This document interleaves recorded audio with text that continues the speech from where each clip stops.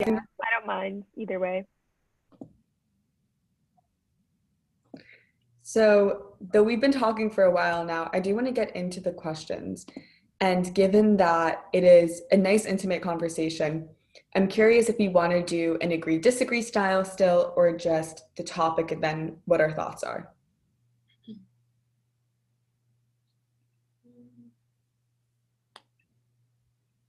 I'm fine with doing the topic and then what our thoughts are. Perfect. Yeah, me too. So, the first one is within the topic of diet. Uh, the portrayal of veganism in modern media is harmful. Do you think it is harmful? Is it not harmful?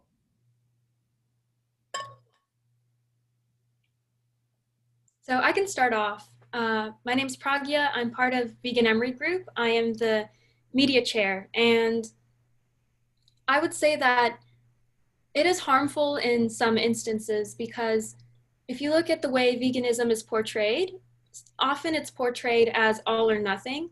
So people are either completely vegan and advocate for a vegan lifestyle for everybody, or people are not vegan. And I don't think that's true. I think, at least for Vegan Emory Group, most of us, our goal is to do the least harm we can, and that is a very individual choice. So for someone that might be going completely vegan in terms of their diet and maybe also their lifestyle, so not buying animal products, for example. But there are people who might not be comfortable with that, and they might be vegetarian and or pescatarian. And I think the transition to veganism takes time, and it's not an all or nothing choice. So I think the mainstream media should portray veganism as in terms of its benefits and the arguments behind it, as opposed to this like very niche group, this niche idea that only a few people can be part of. Do you find it funny? Go ahead, Bridget. Oh, sorry. I was just gonna say, speaking to your last part about it being like a small group of people, I also think that as veganism becomes more popular in mainstream media and with celebrities and stuff like that, it's becoming more of like this trend where I feel like it's about like aesthetics of a pretty like salad or whatever, and just like this lifestyle, and they don't, like you said, they don't talk about the reason behind it, like doing less harm or being better for the environment. And I think sometimes that's a bit less, that's like not as productive, because people see that and they're just like, oh, I want to be vegan because my favorite like YouTuber or celebrity does it. And I think also that can kind of, drive up prices of vegan food and make it this like kind of like exclusive trend, when it should be, I believe, something that like anyone could sustainably do on a good like budget. I Yeah, have, go I ahead, have, Val. I have to agree with Bridget on this, at least that one portion of it, because I know on TikTok there's a bunch of vegan TikToks where half of the time it's the aesthetic of it, and then the other half the time it's like vegan people hugging trees or like it's just a misrepresentation of why people go vegan. And I think it hits at the main factor of you want to do the less harm. You want to do the least harm for the environment rather than, oh, I'm doing it because it's trendy and yeah, burger is so cool. I agree. I think like going off that point, like a lot of times there's so many like stereotypes and misconceptions, and like there can be like a lot of myths about it. Like people always say the same thing, like where do you get your protein? And it's just like this same thing over and over, and sometimes it feels like the media is just highlighting like negative aspects where they could be like putting it into a more positive light. Mm-hmm. Yeah, I agree. And in fact, I think it's important to realize that people in these high income countries, like we live in the United States, we can do so much more than just switch over to veganism to make an impact on the world and helping with reduce reducing emissions. And actually, food waste accounts for up to 50% of total production and 7% of total greenhouse gas emissions. And above all, when we think about the people who are taking care of the livestock, these are some of the world's poorest people who are taking care of these. And in low and middle income economies where livestock accounts for about 40 to 60% of agricultural GDP, basically, if people are not able to sell, let's say if you have cows on a farm, and if you're not able to sell that to someone who is buying the meat from you, guess what? You're not able to put food on your table. You're not able to send your children to school. So in turn, you're going to have an economic crisis and a socioeconomic crisis for these low and middle class communities just because of this trend of veganism. And going off of what Megan was saying, is that veganism is a practice and it should be accessible to all people. And it's not just the influencers you see on Instagram or whatever social media you use, TikTok, that should be accessible to. And also with the environmental point, going off of that, cows produce a ton of methane, which is a greenhouse gas. And you have to weigh the factors on what type of impact you want to make on this world. And that could be a point for pro-veganism. Does it need regulation, the meat industry? Because everyone has pretty much said that it's harmful for the environment. Like, that is a known thing if you're aware of it, I guess. Like, that the meat industry isn't helping our environment, but at the same time, it is one of the only economic sources for farmers, unless they transition to different products. So that's an interesting point. And I want to touch on that because we had a presentation by Food and Water Watch, and they are an organization that is working on certain legal campaigns to help end factory farming by 2040.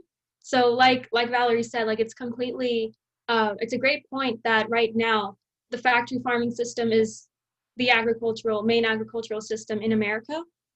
And what actually happens with that is, unfortunately, the farmers who are working for those factory farms, they sign these very detailed contracts with these big business owners. And in those contracts, they essentially have to do a lot of they have to take up a lot of the costs of production, and they have a lot of debt as well. Whereas compared to them, the people who own the factory farms, they mainly profit. And so all of the labor and the work goes on the farmers, and they aren't able to support their families. And they live in terrible conditions. People who live near factory farms have higher rates of asthma, they have higher rates of cancer, and this system isn't a system that is necessary as the business wants you to believe. There is an act that is being proposed in Congress called the Farm System Reform Act, and this is what Food and Water Watch is advocating for. And the goal of this act is to really advocate for farm worker rights. And I think Gabby mentioned earlier that these often low income and middle class families are the ones that are being hurt by these big systems. And definitely here, the farm workers who, they're the ones who are working with the animals. They're the ones who are doing all the work. They're not benefiting from the system. I think it's, speaking about farm workers, I think those like disparities and just the like mistreatment is becoming even more prevalent during COVID. Like there have been so many articles about how farm workers are some of the most vulnerable populations because they're not being given proper PPE. They're being forced to work outside near really hazardous things like the fires in really hot conditions without masks. And I just think it's like so shocking that the people that are literally the backbone of our food system, that none of us would be able to have the same sort of livelihood and health that we do now without them. Like they aren't even able to get a healthy meal and provide for their family and live comfortably. And I really think that so much of that is like the factory farm system, but I just wonder, like, I guess part of the solution could just be more awareness, but I don't know, like what do you guys think in terms of solutions for that? Yeah, so something interesting, and this is not an isolated example, this is called environmental racism. In North Carolina, it's been said that the number of pigs on factory farms actually exceeds the total population of people in the state. The contamination from North Carolina pig farms, and there's actually a documentary about this, has yielded basically dangerous concentrations of groundwater nitrates that are the leading cause of blue baby syndrome. So, and hydrogen sulfide has also caused noticeable increases in respiratory ailments near these sites. And because of the locations of these industrialized farms, like you said, these are affecting low income Black and Brown communities. So, like I said, this is not an isolated example. The placement of these facilities is not, it's not unintentional. They're placing these in place, they're placing these industries in places where they know people aren't going to have access to proper healthcare. They're not going to have access to proper education. They know these issues go hand in hand, and it still continues to happen. This racialized zoning, housing segregation, and it's all happening under our government's watch. And to that point, so do you think that any factories would be able to be sustainable, either with regulation or just through societal awareness? Because it's causing so many issues, like, could it ever be the ideal?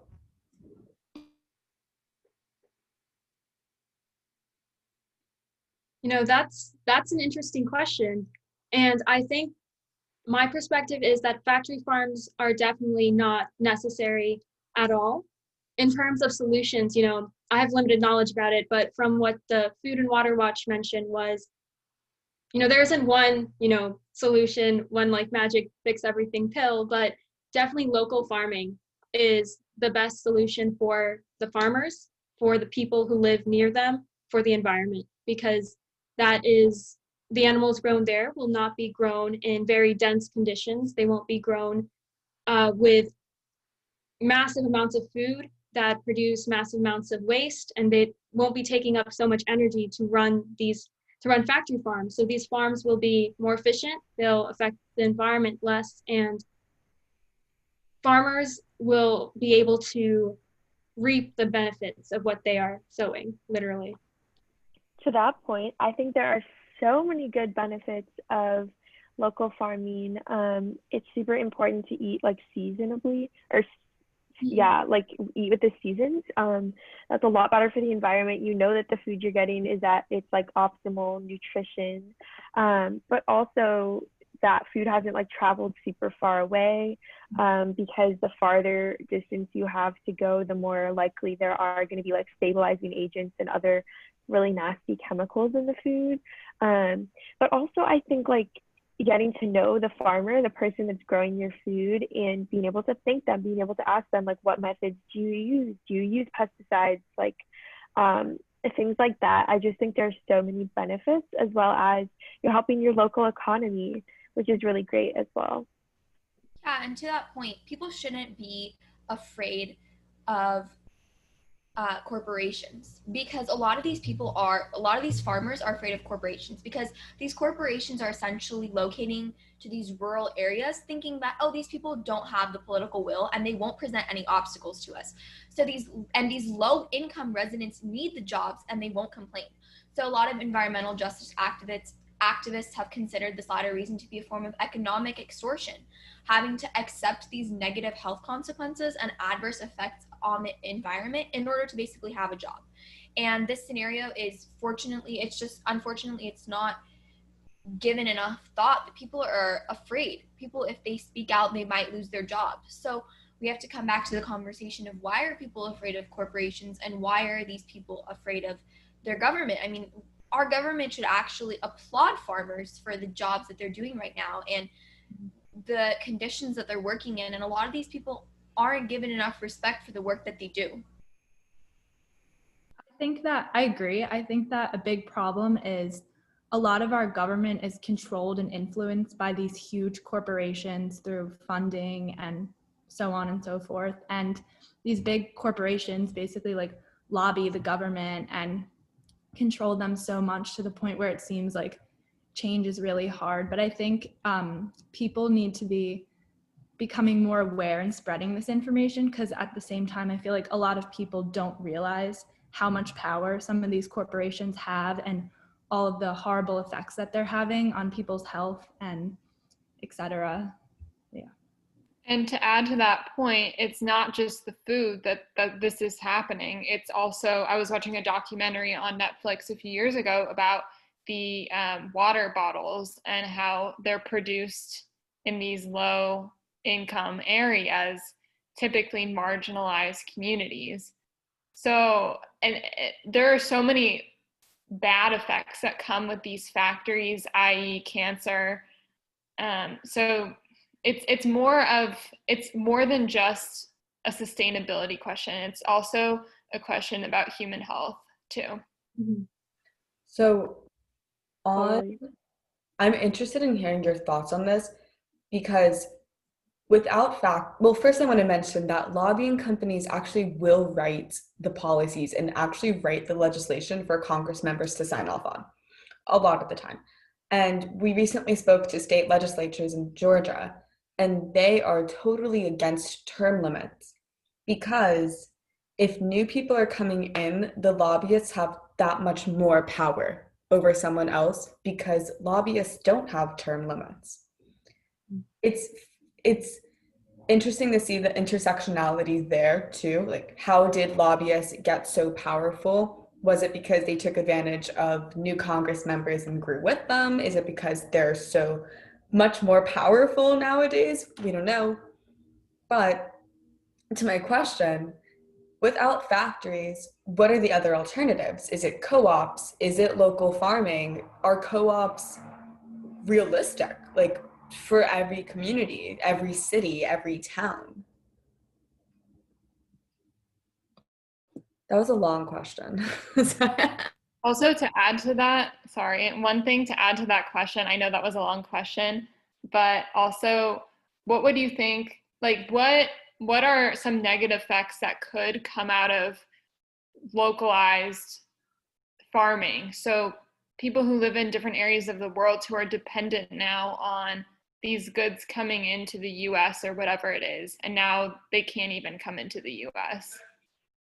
Well, I want to interject, because my concern would be schools.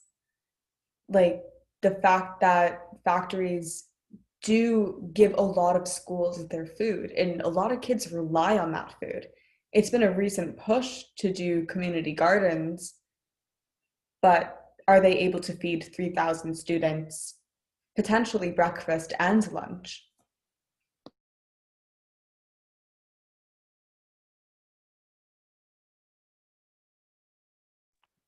Yeah, I think it's hard. Catherine, like you said, some places of, like, even just in the United States, like, not every place is very conducive to growing food.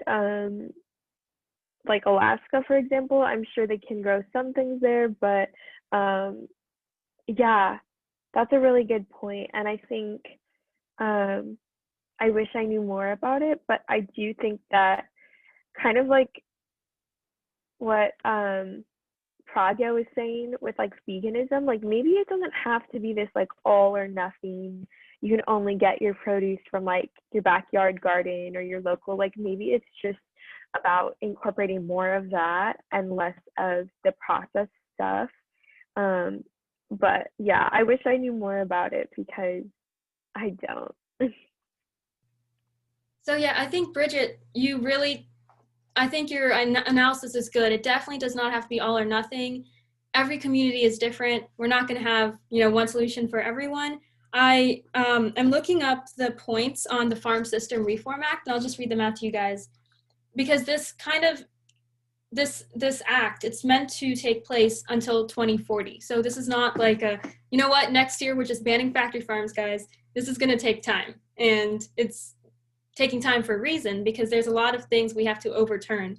So one thing is they plan on banning factory farms by having a moratorium and ease out by 2040. So 2040, their goal is no factory farms. And until 2040, they're going to take steps to ease out. And then the other thing is $100 billion over 10 years to help farmers transition.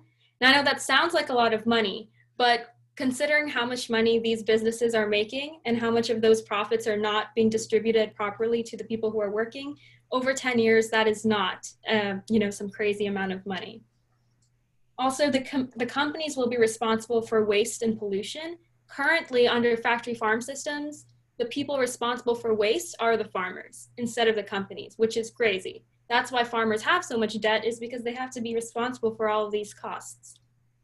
Another point is they're going to strengthen antitrust laws, and there's this law called the Packers Stockyard Act of 1921 that was supposed to allow small farmers to compete, but it hasn't been enforced properly in Congress. So the Farm System Reform Act is going to really emphasize following this law so farmers can compete. And the last bullet point is environmental laws. So anything that is US grown will be labeled, and that way we'll be able to compete nationally. And I forgot who mentioned it, but someone mentioned that, a lot of people are dependent on food. So from our country. So that would also help identify what is US grown, what is from another country. So when we're talking about farming, I think it's an important point to put out there that agricultural development is one of the most powerful tools to end extreme poverty.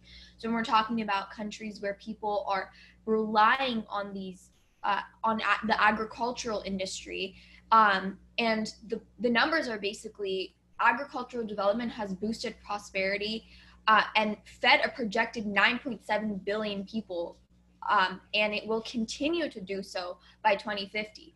So growth in the agriculture sector is two to four times more effective in raising incomes among the poorest compared to other sectors. So we're talking about any sector. Sorry, that's my dog, if you hear a little noise. So 2016 analysis found that 65% of poor working adults made a living through agriculture. So if we say that we're going to farm and get our produce locally instead of going to the grocery store and, let's say, getting bananas from Brazil instead, and we're only going to get bananas from the local farmer that is selling them, what's going to happen to a farmer in Brazil who has to feed his 4 children and send them all to school? He's no longer going to be able to do that anymore. So it's a question of also globalization, and this is something that is really interesting, that basically our entire world is connected. This idea of political, economic, and social globalization.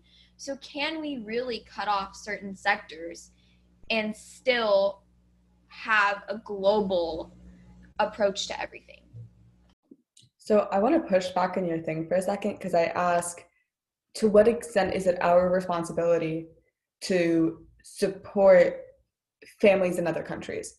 And that may sound harsh, and I get that may sound harsh, but to what extent is our role in making sure that Brazilian farmer, who's already undercut by the factory farm he's probably working with, or she's probably working with, what is our responsibility in this role?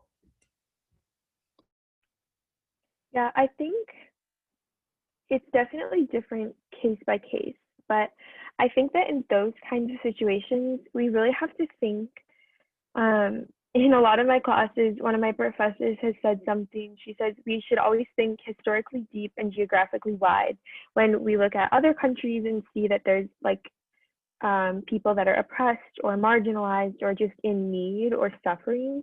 And actually, in a lot of cases, those farmers in other countries, specifically, I've studied case studies of maize farmers in Mexico, but it's actually United States policies that have basically stripped them of their livelihoods, and with the opening of markets completely, and US subsidizing of a lot of produce, but specifically corn, our prices are so much lower. And then when you dump it on their markets, those farmers cannot compete with it, and they have no choice but to sign with big American corporations, or just they lose their farms and they can't even provide for their own family, let alone sell.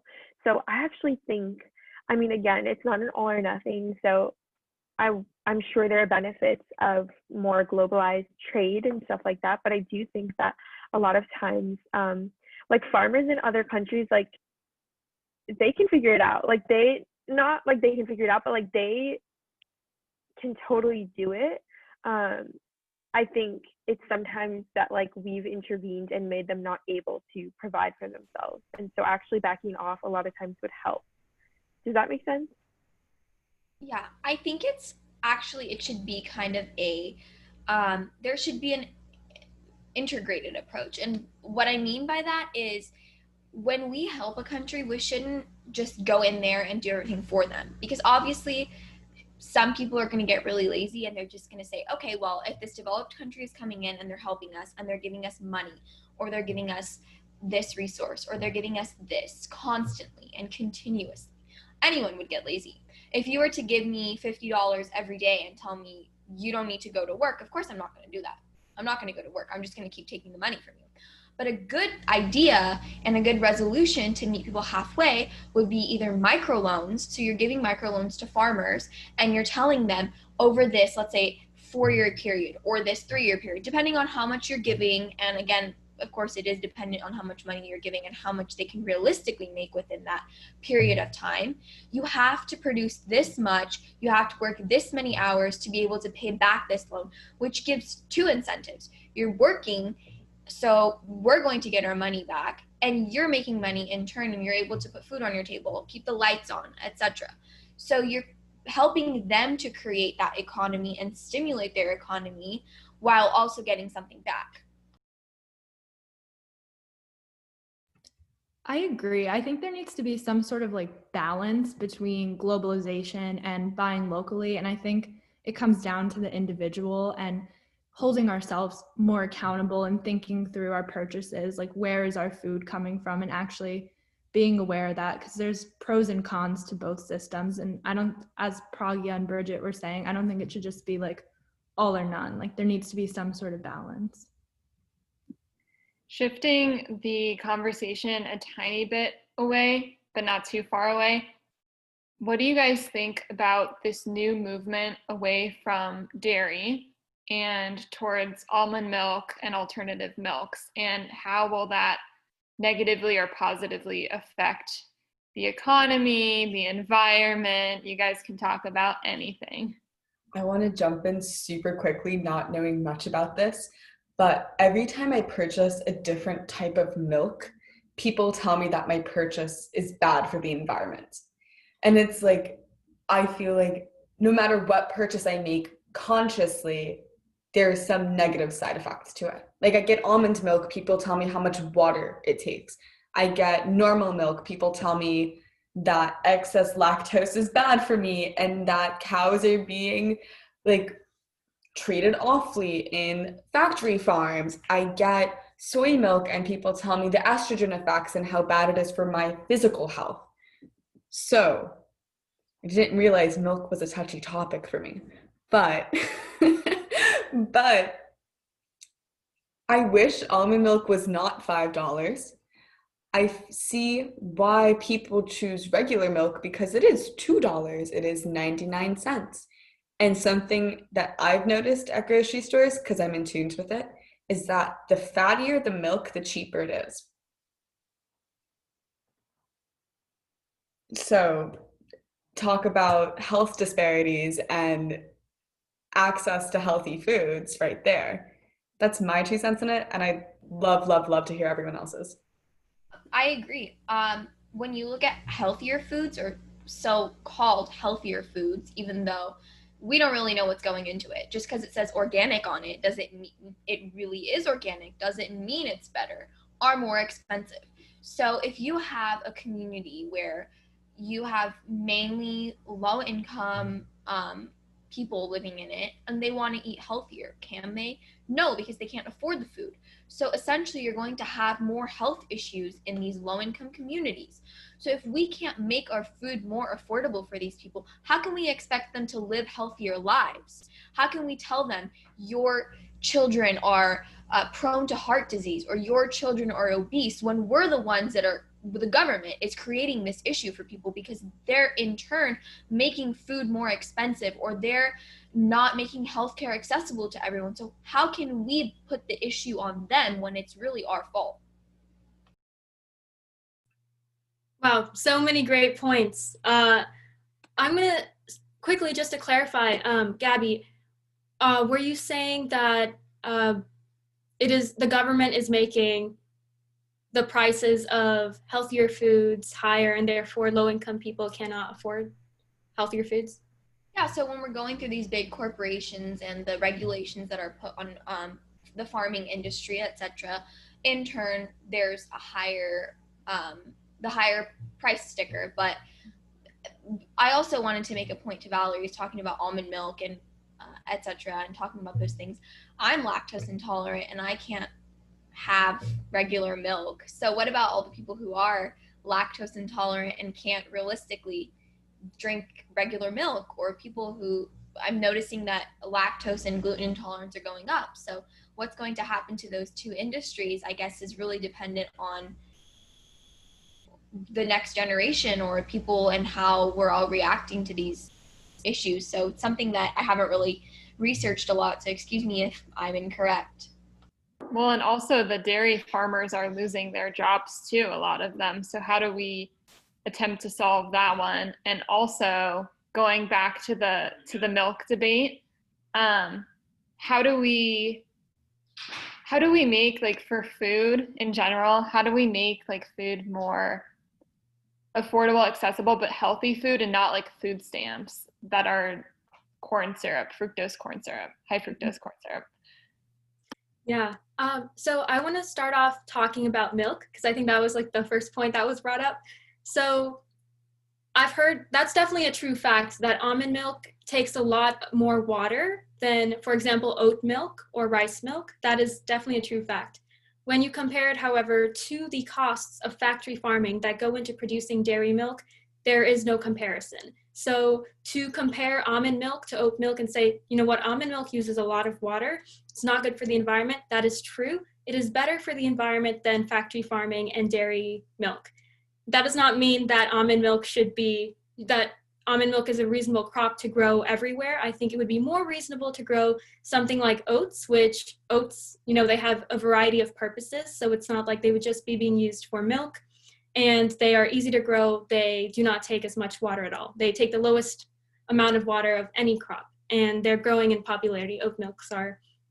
In terms of prices, supply and demand, right? So the demand for these foods right now, the way I see it, I'm not an economist, but this is the way I see it. The demand for vegan foods is slowly growing.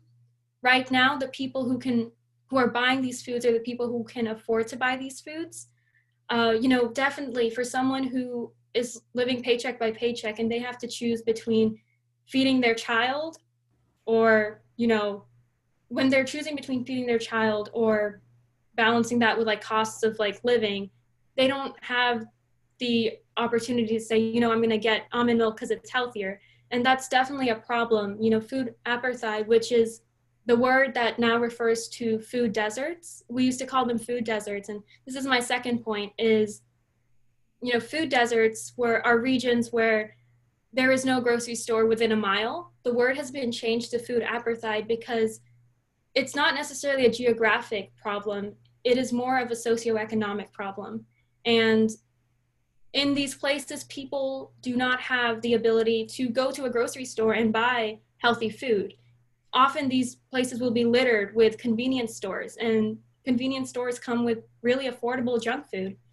And also some big like grocery store chains, I forgot the name, but there's one in California that's like a huge Aldo's or something. I don't know. Aldi. Yeah, might be it. They have this thing where once they build a store in an area, another supermarket cannot come and build there until 10 years after they have left. So basically, when it's profitable for them to leave, they leave a community completely empty without opportunity to buy any kind of groceries because no other supermarket can come in. So really, I mean, it's a complicated issue because I don't know what the solution is. I think that the solution would be a slow transition. I like the Farm System Reform Act, I think is a great way to go about it. Also, just one like tangential point that I think is important is the idea that veganism is only for people who are wealthy. That is not true. In fact, a lot of people who are low income or middle class actually have vegetarian or vegan diets, because looking at foods like fresh fruits, fresh vegetables, those are often more affordable. And uh, also in terms of like demographics, African Americans are actually the highest population or highest vegan population, and they're not represented enough in the media.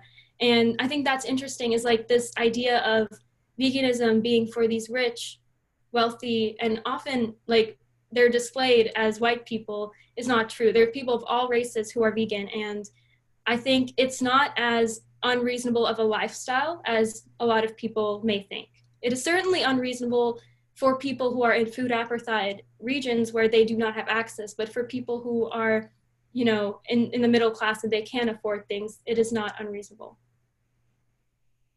So when we're talking about, like you were saying, food deserts or these communities where people simply don't have access to healthy foods or foods that are going to sustain them, I feel like this has also been, and I'd be open to discussing this too, this has really been made clear during this pandemic. And who is it hurting the most? It's hurting children. Because if you don't have food that's going to sustain you to sit through your lessons during the day, how are you going to be able to process all of that information and be able to do your homework, be able to talk to your classmates about certain issues? Because the food isn't going to turn into energy. Because like my parents used to always tell me, is like when you're going to the gas station and you're putting gas in your car, you need to eat, because that's like the gas for your body. That's what is going to fuel you to be able to move forward. And I heard a story the other day that absolutely, yeah, absolutely broke my heart. And it was a child saying that apparently their school food system had run out of food for the students, for them to drive by and pick up food. And the student said, I was trying to do my homework, I couldn't focus, my head was hurting, and my stomach kept growling during my lesson. Students are embarrassed, and students are experiencing this food this disparity among communities at a higher rate right now, and it's unfortunate. So how are we going to solve this issue, minus the idea of these food banks and everything? Because there's actually a school near me that ran out of the meals for students. They just completely ran out. They're unable to serve students anymore. So minus that idea, how are we going to help children in low income communities, especially during a pandemic, have access to healthy foods that are going to sustain them? Well, aren't there psychological reasons too at the psychology majors? Not having food, adequate nutrition, first of all, but also like micro and macronutrients. Yeah, it's not just physical. There's many other problems. So it can interfere with your sleep, your mood regulation, your emotions, not to mention socially, like you said, Gabby, it can be like really hard and kind of embarrassing for them. There are so many detriments. Like it's seriously a disadvantage. But I wanted to say, like you bring up such a good point about like how can we provide food for these people, but what's so crazy to me is that we don't need to make more food. Um, what we need to do is stop wasting so much food. And so that's actually like the whole point of my club, is that we recover food from specifically the dining hall, but Food Recovery Network also does it from restaurants and brings that food to food pantries or distributes it to people in need. But I think that that's the sort of system that we need everywhere, because there truly is, like, especially now, so much more food is being wasted just because there aren't as many people like working, or people's numbers have been down with COVID and whatever. But I think, yeah, kind of closing that gap between the food waste and like the huge need for that food. You know, I'm really glad you brought that up, and I just wanted to make a really quick point before I let anyone else speak. Was something interesting that I learned in a Model UN conference that someone actually proposed a solution was in Europe they have these places like you talked about where they'll take like the fruit that people don't want to buy at the store because maybe it has a bruise, or people are like, oh, it doesn't look good just because it has that bruise on it, or produce that can still be used even after people don't take it off the shelf. They put it into this box, and they take it to these low-income communities or homeless shelters or places like that, and they place it for people to come use it, and they teach them how to cook and things like that. So in turn, you're giving people this produce, and you're teaching them how to use it to make healthier and more sustainable food options. So I think that's a great idea.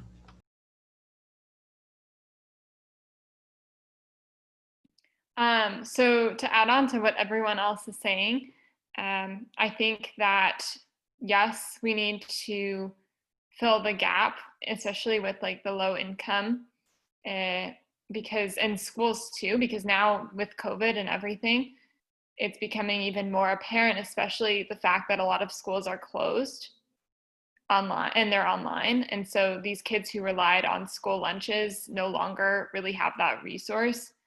And so there's a whole nother element that comes with the schools closing that I don't think immediately comes to mind. Yeah, I think that's so true that for a lot of these students, one of their main meals was the meal they got at school. And without that, that might have been their one healthy, nutritious meal of the day. They don't have that anymore. And for solutions in the short term, I'm not sure of a solution in the short term. I think, yeah, food banks are they're being stressed in their operations, because even if they have full pantries, they don't have volunteers because of COVID. They don't have as many volunteers to distribute that food. And I think Bridget's point was really, really good, was in the world, we don't have food shortage. There is enough food to feed everyone. It's a problem of food distribution. And I think the government should really be making that a priority, is how do we distribute food so that every person in America can have access to nutritious food, because it is possible. It's not like it's some impossibility. It is possible. It just needs to happen. And that should be a priority, I think, that we should think about as voters and citizens is, who are we electing into offices, local, state, and national, and what do they support? Do they consider these issues? How knowledgeable are they about these issues? Because when we make a big deal about it, that's when it really becomes a priority for lawmakers. And yeah, and I forgot Gabby's point, yeah, about the blemished food. That there's actually parallels in America where, I forgot the company, my friend Leah, she ordered blemished food. So like she gets a box of blemished food every week, and there's like these really like freaky looking vegetables, but they're completely fine. They just look weird. And that's a great way to support farmers too, because you're paying for food that normally they have to throw away. And I think that's definitely a great solution. Yeah, and to your point, you're talking about food banks don't have anyone going to volunteer. It goes hand in hand with polling stations. Who who generally works at polling stations? Older populations. So young people really need to step up. We're the ones who should be going to the food banks. I mean, we have PPE, you have your mask, you have your gloves. You can safely say, okay, we're gonna have this area. We can put up like a glass, and we're going to deliver the food to you. Whatever. Young people really, especially right now, need to seriously step up and volunteer, and in the safest way possible. I'm not saying just put yourself out there and don't wear a mask, don't wear gloves. Wear your mask, wear your gloves, but we seriously need to step up to the plate and help, because there's a lot of people right now and it's not just in food. It's not just people needing to go to food banks or voting. There's other communities that need crucial help in different sectors. So like I said, and I'll keep stressing it, we all need to seriously step it up. Pop off, Gabby. Love your energy. And unless anyone has any last notes, I think that's going to be the conclusion of this. Unless someone has a pressing question. No takers? Forever hold your peace? Amazing. So just thank you all for coming. Thank you for people watching too. I know this is a recorded video. Hopefully you learned a lot about this. I know I certainly have, and I really appreciate the discussion. So thank you all.